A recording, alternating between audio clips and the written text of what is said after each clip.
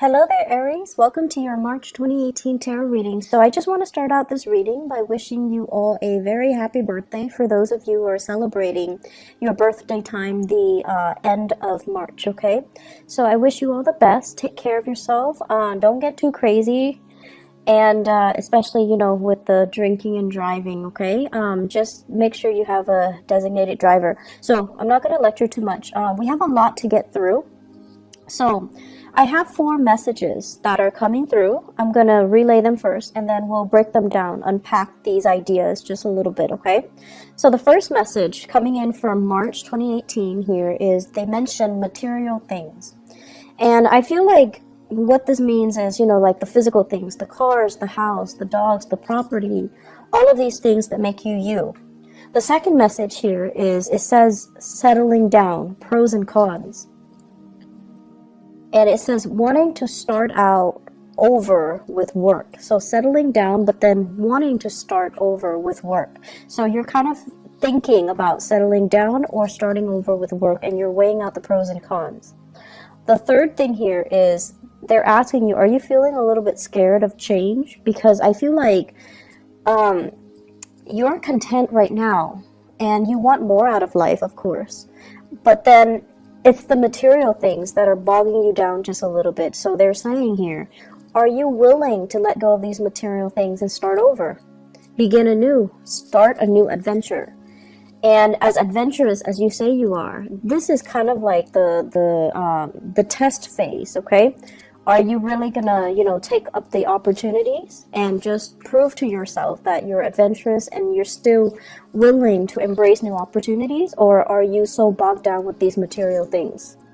The fourth and final message that I have here is for those of you in relationships that, have not really, that I guess like I'm seeing patterns in relationships for you guys, and what they're saying here is you're not sure what you want. You're not able to attract exactly what you want, mainly because you don't know what you're looking for, okay? So basically what this means is a little bit of introspection is necessary for this month, but I don't see the energy being contained just for this month. I feel like it's a very, very big year for you to understand and figure out what is it that you're looking for, what is it that you want, what it is that you need to know about yourself, your needs, your desire, in order for you to figure out what you want. So it's a soul-searching journey, and I feel the energy is going to be very prominent around the June time frame.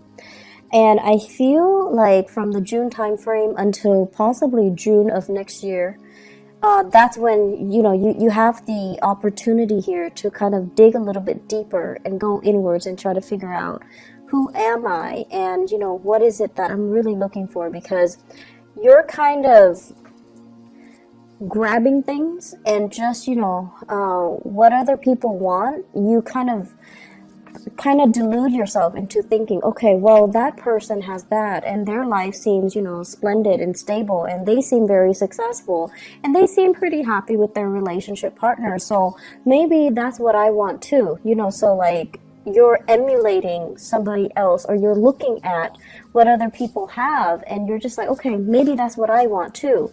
But I feel like the process for you guys is very subconscious. It's sort of like you see this ideal image and you're like, I want that. And, you work towards that. And then when you get there, that's when, it's sort of like, it's not really internally and emotionally what you have arrived at. It's just something that you kind of gleaned and picked up and thought you wanted. So that soul-searching journey is going to be in store for you. So let me just unpack some of these messages, okay? So the first one, material things. The cars, the house, the dogs, the white picket fence. The corner office. And right now, what it denotes to me is that many of you are financially very stable. You're where you need to be. And I feel like you have a lot of career and professional success, okay? So I'm seeing people in corner offices sipping their coffee, sipping their tea, looking out the window and, looking at the people on the ground floor outside the building. So you're just like, I've made it. I'm very established. I've been with the company, the organization for quite some time. I have a lot of respect. I have seniority. I have, first dibs when it comes to vacation days. I have first dibs when it comes to changing to a new office. So you're sitting pretty. You're in a really good space right now. And so a lot of the times too, when we are kind of like at the peak of our career, we kind of think about, what's next? I'm already maxed out. And I feel like, Virgos in particular hit this period last year. If you have Virgo and friends around you, you might want to talk to them about this and just ask them like, hey, did that happen to you last year? What did you do? How do you know where to go? How do you know when to change direction? They're very good at that, because when they feel like, I'm not learning anymore, I'm not being challenged anymore, they want something new. And I feel like for you guys, it's time for something new, but you're secure where you are. It took a lot of work, and you took great pride in all your accomplishments. So where you're at right now, you feel like you can finally exhale, and you feel like that sense of contentment. And you want to stay and stay and stay. And when we stay in a hot bath, the temperature will eventually, get cooler. And then we find ourselves all of a sudden, trapped in a cold bath. So that's what it's starting to feel like to me. And I feel like you're at this point where you're comfortable, you're accomplished, you have seniority. And it's important for you to start thinking about the next step. Okay, it's important for you to stay ahead of the game. And I know that where you are right now, people look up to you. It's very flattering. People look up to you. People respect you. People want to be like you. But I also feel like you would be shortchanging yourself if you don't allow yourself to shift to a new position, a new situation where you can grow, where you can learn, where you can even have more responsibilities. So maybe, shifting into a managerial position, shifting into a supervisory position, doing a lot more training. But either way, I feel like you need to grow more. It's safe and stable and definitely very nice where you are at. But I feel like there's still a lot more climbing that can be had, okay? The question here that you want to ask yourself is, so what's next? What are we working towards? What is my next step? What do I want to happen for me for the next 5 years? So think to yourself, do I want to stay here for the next 5 years? For the next 10 years? Am I going to be happy? Is everything just, going to be the same? Am I going to be content? So you want to start thinking rather than, 1, 2, 3 year plans. You want to start thinking longer term, 5, 10 years, okay? The second message here, I hear settling down, children, and then wanting to start out with a new path when it comes to your work. Many of you have opportunities to travel and relocate for a very big, prestigious, gig, okay? So this is like traveling in order to relocate and finding like an ideal job. And the transition is going to be amazing, okay? It's going to be very phenomenally good for you, for the family. And even if you're making this move on your own, I feel that it's the right move. I'm seeing a lot of people like heading in the eastern direction and northeastern direction as well. So west heading east. And I'm also feeling as well, it's this process, settling down, wanting love, wanting to have children, wanting to have a family, because right now you're kind of like, at the top of that mountain. You feel really good. You feel very financially secure. And for some of you, it's not so much about what's next professionally, but more about what's next emotionally. I'm ready right now. I'm settled. I don't want to climb anymore. I want somebody to share this beautiful view with. I want a lover. I want family, and I want to settle down and have that sense of family. But then you're also wondering, if I were to, relocate, is that going to interfere with this family? situation. So there's that push and pull factor I feel coming in for many of you. So you want to really think about, what it is that you're looking for, because I feel like it's like floating around you. You're kind of looking at other people and their lifestyle and emulating what you see, rather than, really asking yourself, am I wanting that because of what I see somebody's version of it or vision of it? Or do I need to create my own? So I feel like that's really important for you to have that sense of authenticity, of that sense of individuality in the things that you're creating. Otherwise, you're just, creating a replica, and you're not going to be happy, with a copycat version of somebody else's dream, somebody else's life. So it's really important to authentically ask yourself, to like have your own sense of authenticity in the things that you do and the life that you're trying to create. Third thing coming in here, are you a little scared of change? So Aries, this is not something that I would expect to see for you ever. And this is not something that I feel, you ever want to admit to other people, okay? However, around, our solar return or birthday time, we tend to have this moment where we kind of take stock, okay? So then we kind of like have this internal dialogue with ourselves. Okay, how old am I? How old am I turning? Am I turning 34? Okay, so I'm 34 right now. Where am I in relation to all my friends? Are they as accomplished as me? Do they have families? And I feel that you guys do this internal dialogue. You go through it. And what it does is that you're once again, this sense of, having a timeline. At this age, I have to do this. At this age, I have to get a house. At this age, I have to get a boyfriend. At this age, I need to get married.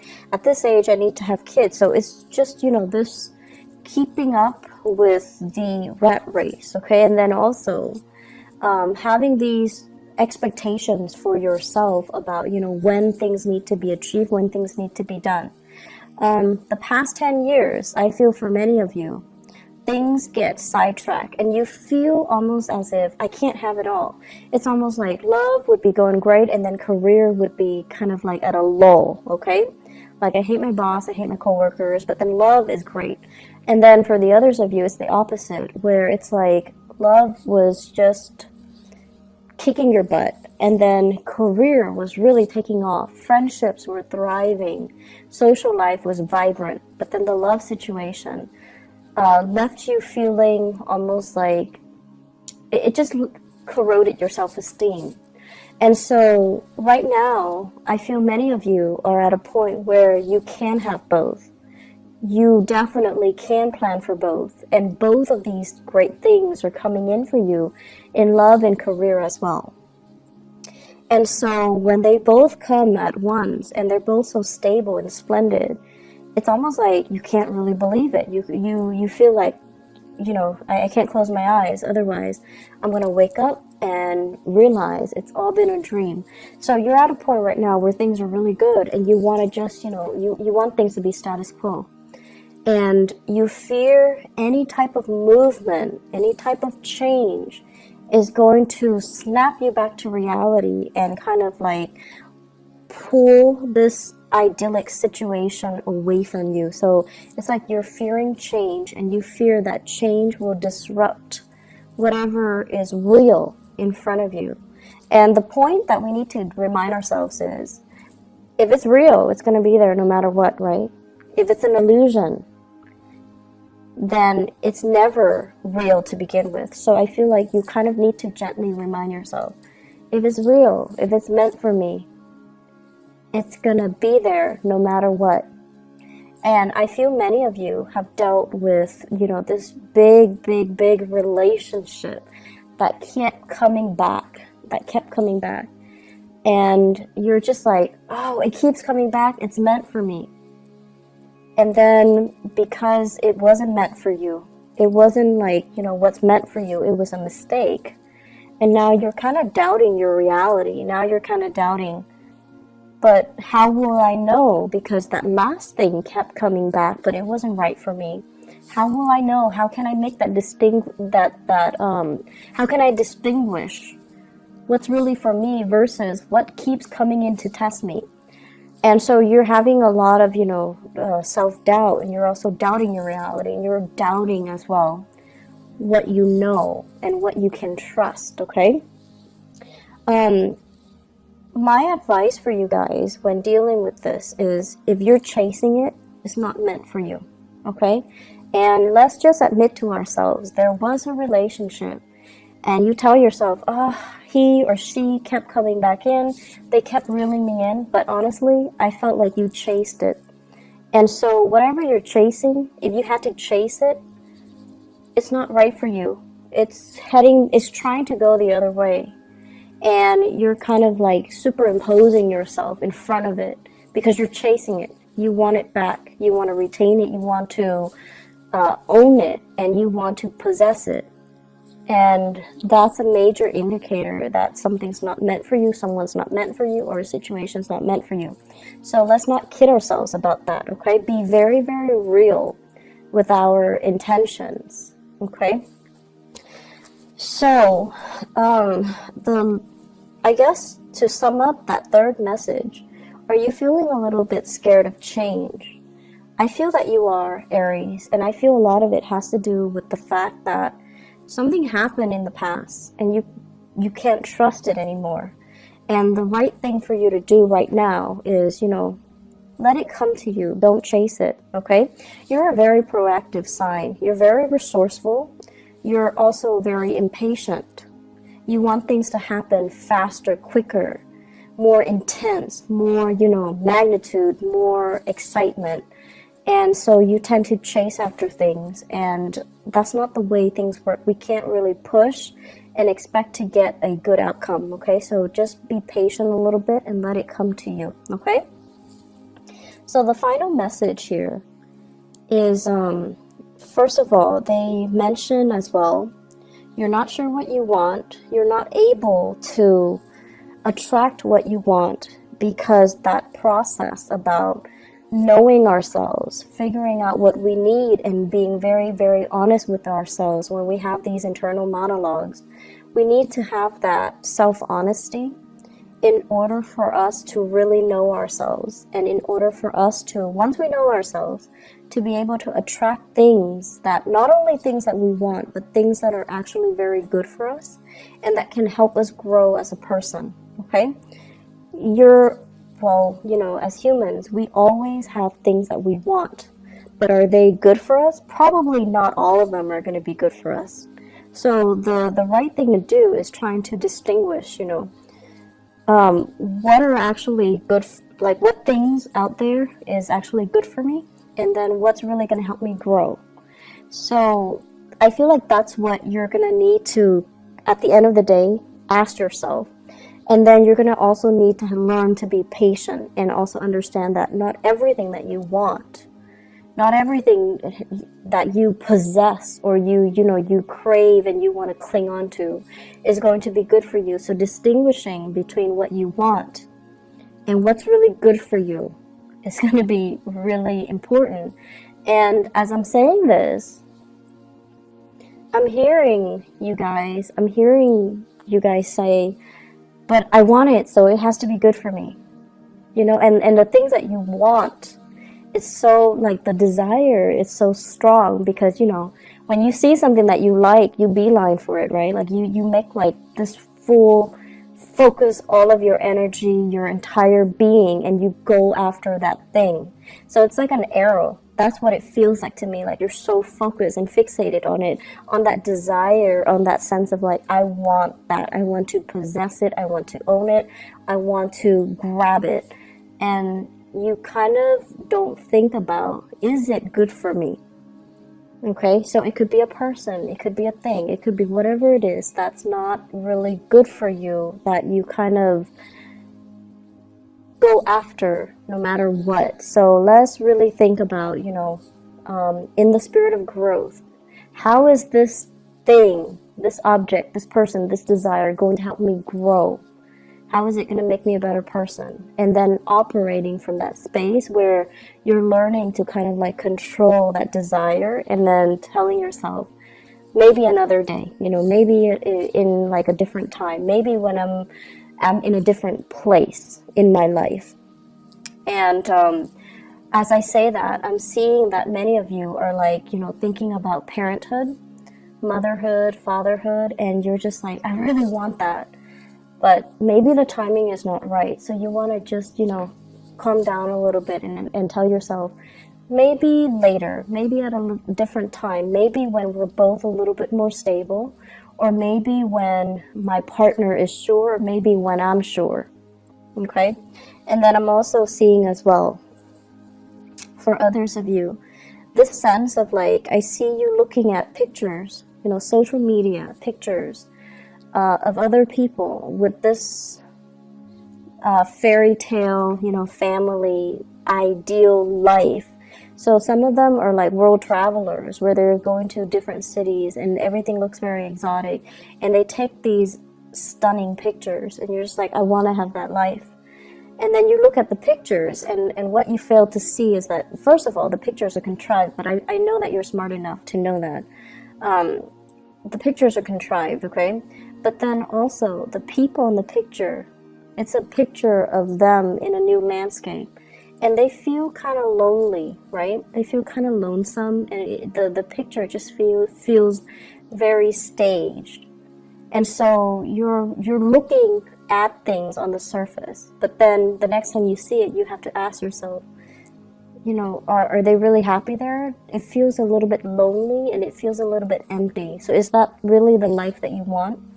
And then for others, looking at people who have, family portraits, like they have dogs, children, and the love of their life, their husbands, their wives, their significant other, whatever it is, and it's like this idyllic picture. And what you also fail to see is the work necessary, the compromise, the labor pains, the, late nights staying up with a sick child, and all the arguments and the disputes between a significant other. All of these things are normal human experiences. And in order for us to create, like a beautiful family, it just doesn't happen overnight. We just don't fall madly in love and, have children and live happily ever after.